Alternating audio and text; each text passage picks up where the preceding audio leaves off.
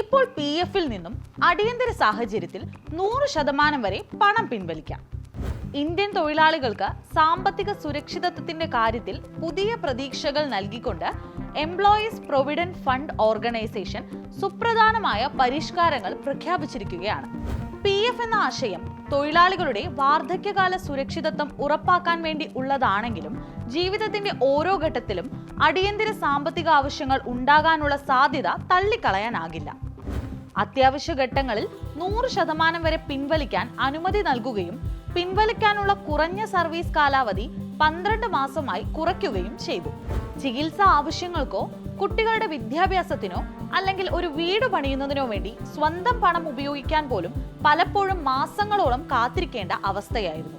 പുതിയ നടപടികളോടെ ഈ കാലതാമസം ഒഴിവാക്കപ്പെടുകയാണ്.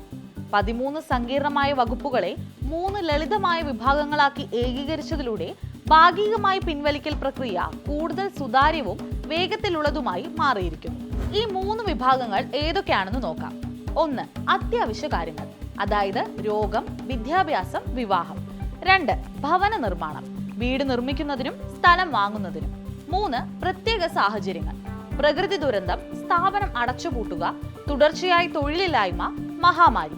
ഈ വർഗീകരണം തൊഴിലാളികളുടെ യഥാർത്ഥ ആവശ്യങ്ങളെ തിരിച്ചറിഞ്ഞുകൊണ്ടുള്ള ഒരു സമീപനമാണ് പുതിയ തീരുമാനങ്ങളുടെ ഏറ്റവും പ്രധാനപ്പെട്ട മാറ്റം. അടിയന്തര ഘട്ടത്തിൽ ഒരാൾക്ക് തന്റെ സമ്പാദ്യം മുഴുവനായി പിൻവലിക്കാൻ സാധിക്കും. തൊഴിലാളിയുടെയും തൊഴിലുടമയുടെയും വിഹിതത്തിന്റെ അർഹമായ ബാലൻസിൽ നിന്നാണ് ഈ തുക പിൻവലിക്കുക. പ്രത്യേക സാഹചര്യങ്ങളിൽ പണം പിൻവലിക്കുമ്പോൾ നേരത്തെ കാരണം വ്യക്തമാക്കണമായിരുന്നുവെങ്കിലും ഇനി അതിന്റെ ആവശ്യമില്ല. വിദ്യാഭ്യാസ ആവശ്യങ്ങൾക്കായി 10 തവണയും വിവാഹത്തിനായി 5 തവണയും പിൻവലിക്കാം എന്നുള്ള മാറ്റവും എടുത്തു പറയേണ്ടതാണ്.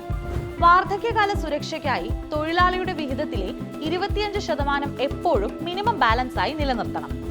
ഈ പണം അനാവശ്യമായി ചിലവഴിക്കാനുള്ള പ്രവണത വർദ്ധിക്കാനുള്ള സാധ്യതയുണ്ട്. അതുകൊണ്ട് തന്നെ തൊഴിലാളികൾ തങ്ങളുടെ ആവശ്യങ്ങൾ ശ്രദ്ധയോടെ വിലയിരുത്തിക്കൊണ്ട് മാത്രമേ ഈ പുതിയ സ്വാതന്ത്ര്യം ഉപയോഗിക്കാവൂ.